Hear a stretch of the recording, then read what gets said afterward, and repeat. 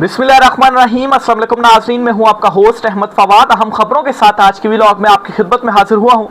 सबसे पहली बड़ी ब्रेकिंग न्यूज़ तो ये है कि इमरान खान साहब को अब एक नए अंदाज से मनाने की कोशिश की जा रही है और अब इमरान खान साहब के सामने ये ऑफर रखी जा रही है कि खान साहब आप नए इंतखाबात के लिए मान जाएं और नए इंतखाबात के लिए ये ज़रूरी है कि नया चीफ इलेक्शन कमिश्नर और सिस्टम में जो जो भी रिक्वायरमेंट्स हैं वो फुलफिल हों और ये सारी चीज़ें आपने मौजूदा निज़ाम के साथ बैठकर ही तय करनी हैं। तो ये अब इमरान खान साहब को एक नए अंदाज से मनाने की कोशिश की जा रही है, क्योंकि वैसे तो इमरान खान साहब अपने नज़रिए और असूल के ऊपर कंप्रोमाइज़ जो है वो बिल्कुल भी नहीं कर रहे। ऐसा क्यों किया जा रहा है और अब ये जो नई ऑफ़र है, इस नई ऑफर के ऊपर इमरान खान साहब का जवाब क्या है, इस पर कुछ आम तफसीलात आपके साथ शेयर करूंगा जी। साथ साथ आपको ये खबर भी दूंगा कि ईरानी सदर जिन्होंने पाकिस्तान का कल दौरा किया, इस दौरे के दौरान सब अच्छा नहीं था, सब अच्छा नहीं था भाई। आखिर क्यों? और ये ईरान और अमेरिका के हवाले से नहीं है खबर के इन दोनों के दरमियान मामलात में सब अच्छा नहीं था।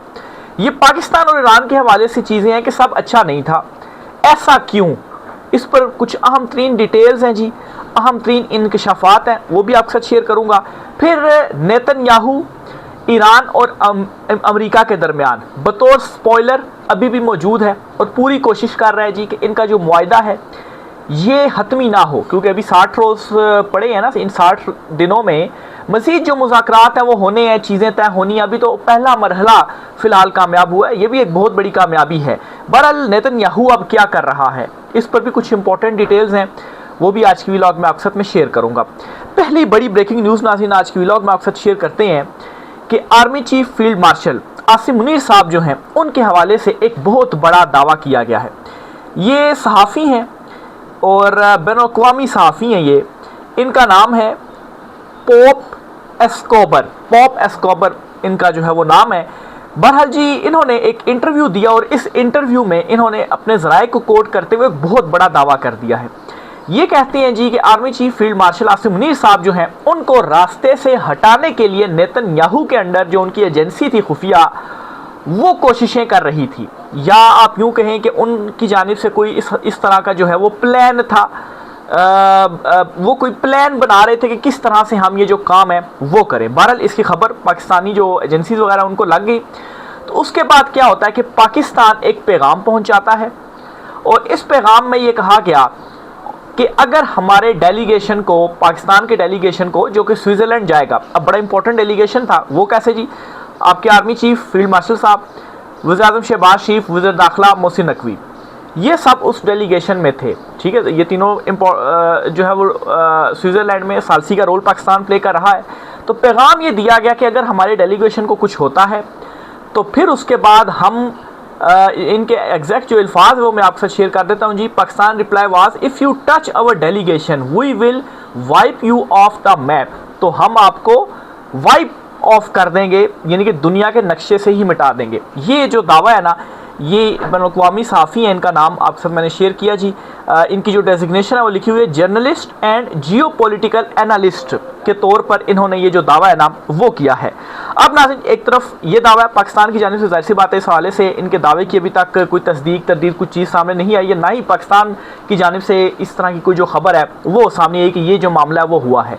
लेकिन नाज़रीन हम कुछ रीज़न्स को डिस्कस करते हैं कि ये दावा दुरुस्त हो सकता है या नहीं हो सकता। देखें पाकिस्तान क्या कर रहा है, ईरान और अमेरिका के मामले पर सालसी का रोल प्ले कर रहा है और कतर भी सालसी का रोल प्ले कर रहा है। और इस सारी सालसी के दौरान अमेरिका पाकिस्तान के बड़ा करीब रहा। जो नायब सदर हैं JD वैंस, ख़ुद उन्होंने नाम लेकर कहा जी कि मैं तो फील्ड मार्शल आसिम मुनीर जो हैं इनके साथ गुज़श्ता 3 महीने में इतना ज़्यादा राब्ते में था कि इतना मैं अपनी जो अहलियाँ हैं उनके साथ नहीं था।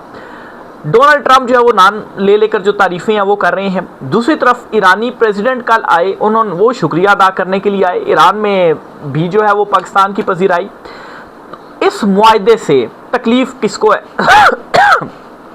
तकलीफ़ किसको है? वो है नेतन्याहू को। वो नहीं चाहता कि ये जो मुआहदा है वो हो, क्योंकि वो फिर एक जो ग्रेटर वाला ख्वाब है वो फिर किस तरीके से जो है वो मुकम्मल होगा। तो इस वजह से मैं ये समझता हूँ कि अगर इस एंगल को देखा जाए तो ये जो एक प्लानिंग है ना, ये हो सकती है कि यार इनको तो साइड पर करो, ये बीच में कहाँ पर आ जाते हैं और बार बार सालसी लेकर और मुआहदा करवाने के लिए आ जाते हैं। अच्छा भला हम बीच में शरारत करते हैं, जंग शुरू करवाते हैं, हमले करवाते हैं और उसके बाद ये बीच में कूद पड़ते हैं और फिर उसके बाद क्या होता है जी कि दोबारा से जो मुज़ाकरात हम होते हैं। अब तो पहला फेज़ कामयाब हो चुका है और जो ये स्विट्ज़रलैंड वाला दौरा था ना, जिस हवाले से ये सहाफ़ी जो है वो दावा भी कर रहे हैं, तो पहला जो फेज़ कामयाब भी हुआ है ना, वो वहीं पर ही हुआ है स्विट्ज़रलैंड जिनेवा में, जो ये जो है वो मुज़ाकरात हुए हैं और ये जो कुछ रिलीफ दोनों तरफ से मिले हैं, बल्कि पूरी दुनिया में ही एक जो रिलीफ है ना वो मिला है। तो बहरहाल जी ये एक डेवलपिंग स्टोरी आप कहें या ये एक बहुत बड़ा जो दावा था वो सामने आया। और दूसरी तरफ नाज़रीन खबर ये है कि ये जो दौरा किया गया है ना ईरानी प्रेसिडेंट ने पाकिस्तान का, इस दौरे के दौरान सब अच्छा नहीं था। ऐसा मतलब है बहुत सारी जो चीज़ें हैं ना वो ऑब्ज़र्व की गई हैं। नंबर 1 ये ऑब्ज़र्व किया गया और इस पर गुफ्तगू भी की जा रही है कि जो एक एलामिया सामने आया इन मुलाकात का, ये प्रेसिडेंट की और जो दीगर जो मुलाकातें पाकिस्तानी हुकाम के साथ हुई हैं, इस मुआहदे में कहीं पर भी जो ईरान पाकिस्तान गैस पाइपलाइन है या ऑयल की डील से रिलेटेड कोई डिटेल्स, या आप यूँ कहें कि आपस में क्या कुछ आपके मामला तय हुए हैं, आप लेंगे नहीं लेंगे, या इतना हो सकता था, ज़ाहिर सी बात है एकदम से तो सिग्नेचर चीज़ें नहीं हो सकती, इतना ज़रूर हो सकता था कि आप तय कर देते अच्छा ये काम अब हम करेंगे, तो ऐसा कुछ भी नहीं लिखा गया। तो ये क्या इसकी जो है वो रीज़न है। देखें जो ईरान पाकिस्तान ये गैस पाइपलाइन है, ज़ाहिर सी बात है ईरान के ऊपर पाबंदियाँ थी, अमेरिका की पाबंदियाँ थी और फिर हमने भी इसी वजह से ही जो है वो फिर नहीं ले सके, पाबंदियों की वजह से ही। तो अब तो पाबंदियाँ हट गई हैं। अब इसकी 2 सूरतें हो सकती हैं, या तो पाकिस्तान कुछ चीज़ें छुपा रहा है कि हमारी अगर डिस्कशन हुई भी है तो हम एलामिया में नहीं देंगे, और इसकी रीज़न भी है। रीज़न ये है कि अगर हम ये बता देते हैं तो अभी तो मतलब पहला फेज़ ही कामयाब हुआ ना, अभी तो 60 दिन में मज़ीद मुज़ाकरात होने हैं और हतमी मुआहदा भी होना है, तो चीज़ें हतमी हो जाए फिर उसके बाद हम जो ऐलानात है वो कर देंगे। और दूसरी तरफ नाज़रीन ये भी गुफ्तगू की जा रही है कि अगर ऐसा हो जाता है तो इससे कोई है जिसको नुकसान होगा, उस पर कैसे एक्सप्लेन किया जा रहा है कि देखें अभी जो बॉर्डर है ईरान पाकिस्तान का, वहाँ से लाखों लीटर जो पेट्रोल है वो स्मगल होता है और इस वक्त ईरान में पाकिस्तानी जो रुपयों में काउंट किया जाए तो 8.5 16.5 मतलब ये फिगर्स जो 16.5 रुपये जो है वो बनती है कि ये इतने रुपए वहाँ पर लीटर है। और फिर जब वहाँ से मतलब स्मगल करके पेट्रोल लाया जाता है पाकिस्तान में बॉर्डर के ज़रिए और यहाँ पर बेचा जाता है, तो वो कोई 250 पौने 300 करीब जो है वो बेचा जाता है। तो इसका मतलब ये है कि कोई है जो इसमें बहुत बड़ा जो अरबों का मुनाफा है वो कमा रहा है। तो ज़ाहिर सी बात है अगर ये तय हो जाती हैं चीज़ें, मिसाल के तौर पर आप जो है वो डायरेक्ट आप ईरान के साथ जो ऑयल है जो पेट्रोल है वो लेते हैं, तो पाकिस्तान में फिर पेट्रोल की जो प्राइसेस हैं वो कितनी होंगी, बहुत ज़्यादा भी हुई। इवन के जो मौजूदा लीवी है जो कि IMF की वजह से हमने लगाई हुई है वो भी लगा ले तो फिर भी आप 100 सवा 100 इतना जो प्राइस है ना वो पेट्रोल की हो जाएगी। तो आप अंदाज़ा लगाएं कि इतनी जब कीमत होगी तो पाकिस्तान में जो महंगाई का ग्राफ है वो नीचे आएगा या नहीं आएगा, नंबर 1 ये चीज़। और फिर उसके बाद जो गैस है, गैस आएगी तो उसकी कीमतों में भी कमी होगी। और गैस सबसे इम्पोर्टेंट चीज़ ये कि सनतों को भी उसकी जो फराहमी है 24 घंटे यकीनी हो सकती है। तो इसका फ़ायदे ये हैं पाकिस्तान को। लेकिन इस दौरे के दौरान जो है वो इस हवाले से कोई जो डिटेल्स हैं वो सामने नहीं आई हैं। तो बहरहाल जी इसलिए कहा जा रहा है कि ये जो दौरा था ना बड़ा गैर मामूली दौरा भी था। खैर इसमें एक तो उन्होंने शुक्रिया अदा करना भी था और इस तरह से मुआहदे के बाद वो पहली मरतबा पाकिस्तान का उन्होंने दौरा किया और पाकिस्तान की इस वक्त अमरीका ईरान दोनों में पजीराई जो है वो हो रही है, उन्होंने सालसी का रोल प्ले किया। तो पाकिस्तान इससे मुस्बत जो फ़ायदा है ना वो उठा सकता है, मुस्बत चीज़ें कर सकता है। ये मतलब है कि एक अच्छी डील कर सकता है पेट्रोल के हवाले से, ऑयल के हवाले से, गैस के हवाले से। कि अभी तो एक तरह से एहसानमंद भी हो गए ना ईरानी कि भाई पाकिस्तान ने मतलब इतना वो मतलब है कि सालसी जो है वो करवाई है, पजीराई मिल रही है, वो शुक्रिया अदा करने के लिए प्रेसिडेंट इधर आते हैं। तो अगर अभी डील कर ली जाती है तो क्या वो नहीं करेंगे? ज़ाहिर सी बात है, किरदार भी उसके बदले भी जो है वो हो सकता है ये चीज़ें कर दें।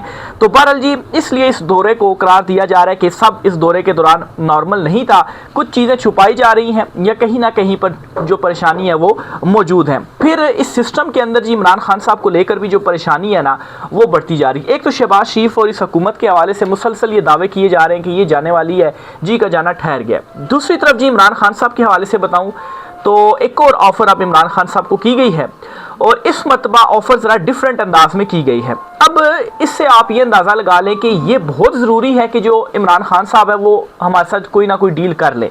इसकी वजह ये है कि सिस्टम ज़्यादा तक सस्टेन नहीं कर सकता है। आप ये हुकूमत हटाकर कोई नई कौमी हुकूमत भी लें, वो कब तक चलेगी? आपसे निज़ाम संभाला नहीं जा रहा।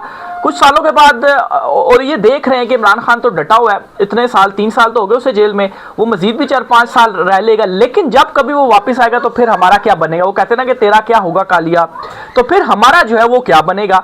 तो ये एक जो परेशानी है वो है। तो इसलिए ज़रूरी है जी कि इमरान खान साहब से डील हो जाए ताकि इमरान खान साहब की जो अवाम में मकबूलियत है वो भी ज़रा मतलब है कम हो और हम अपनी जो मकबूलियत है वो दोबारा से गेन करें। तो इसके लिए जी मुसलसल बार बार अब चूंकि इनको ये हो गया ना कि इमरान खान साहब अपने नज़रिए और असूल के ऊपर कंप्रोमाइज़ नहीं करेंगे, तो इसलिए अब चीज़ें बदल बदल कर पेश की जा रही हैं। खान साहब से कहा जाए देखें आप अगले इलेक्शंस के लिए हमारे साथ राज़ी हो जाएं और अगले इलेक्शंस होते हैं और जो भी उसमें जीतता है उसको एक्सेप्ट कर लिया जाएगा।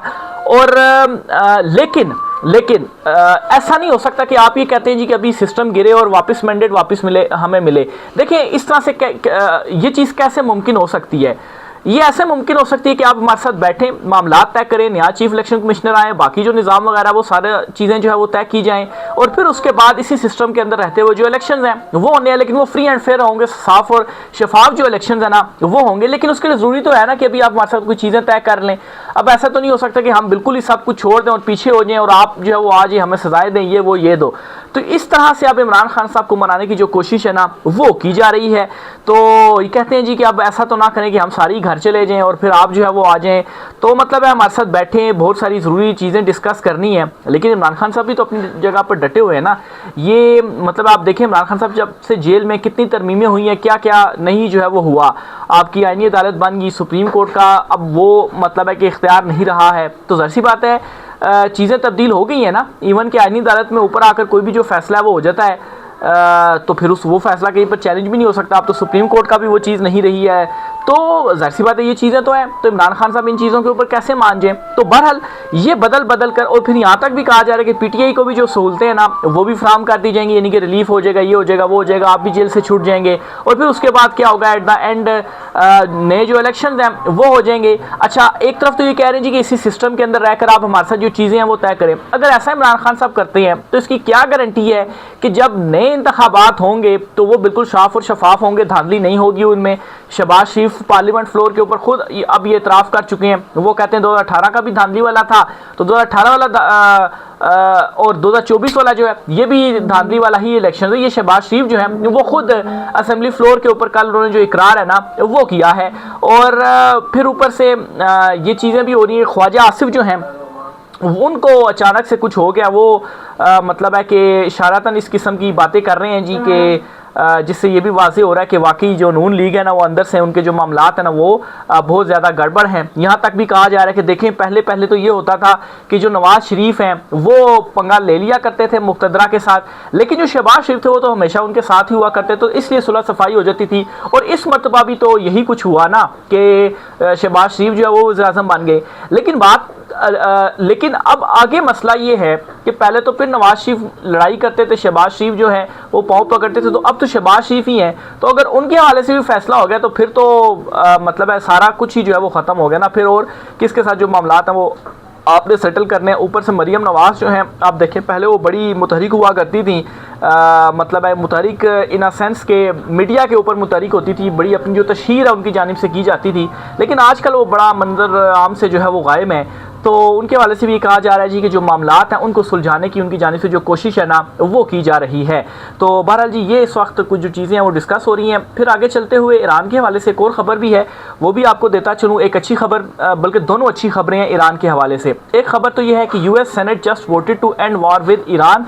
US senate pass a resolution requiring जो है वो अच्छा ये बुनियादी तौर पर इस तरह हुआ था कि US सेनेट में और इवन के जो यूएस का ऐवान नुमाइंदगान है, इन दोनों जगहों पे ट्रंप अपनी अक्सरियत खो चुका हुआ है। अक्सरियत ऐसे खो चुका है कि उसके अपने जो पार्टी के लोग हैं वो उसके अगेंस्ट वोट कर रहे हैं। इसी तरह से सेनेट में अब ये जो एक करारदाद है ना, रेजोल्यूशन है, वो पास हो चुकी है जिसमें कहा गया है कि वार को ख़त्म किया जाए।